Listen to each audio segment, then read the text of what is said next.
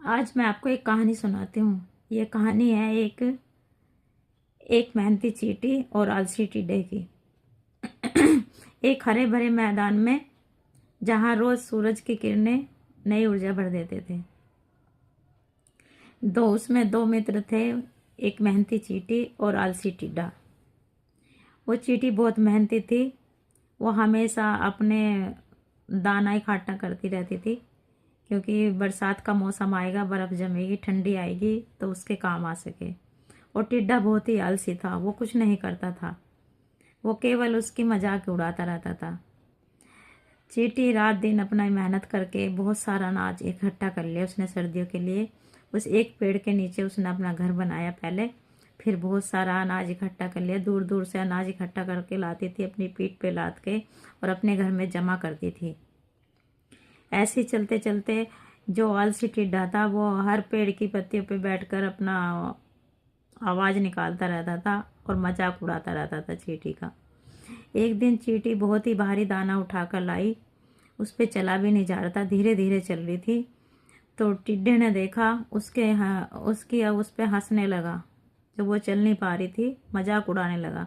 कहता है, अरे चुनमुन, क्यों इतनी मेहनत करती रहती हो, क्यों परेशान होती हो। चींटी का नाम चुनमुन था और उसका नाम था, टिड्डे का नाम था झूमर। वो कहने लगी, अरे झूमर, तुम तो खुद तो आलसी हो, मुझे भी, मेरा भी मजाक उड़ाते हो। उड़ा लो, जब वक्त आ गया ना तब पता चलेगा। तो झूमर जो था वो हंस के टाल देता था, उसकी बातों को लाइट ले लेता था। कभी ये नहीं सोचता था कि हाँ, आज मेहनत कर लेगी तो कल अच्छे से खा लेगी बैठ के। तो चींटी ने ऐसे ही करते करते बहुत सारा अनाज इकट्ठा कर लिया अपने बिल में। तो धीरे धीरे गर्मी ढलने लगी थी, सर्दी का मौसम आने लगा था। और जैसे जैसे मौसम सर्दी का आने लगा, वैसे वैसे अनाज भी ख़त्म होने लगा था।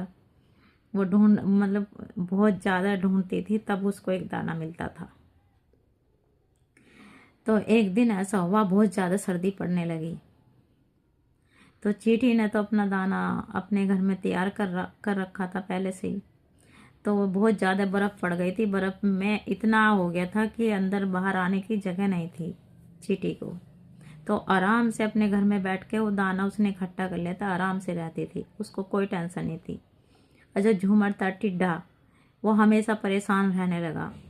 जब ज़्यादा बर्फ़ पड़ने लगी, उसके लिए खाने के लिए भी कुछ नहीं बचा, ना ही वो अपनी आवाज़ निकाल पाया। उसके पास कुछ नहीं बचा और ना ही उसको सांस लेने तक की वो नहीं थी वहाँ पे।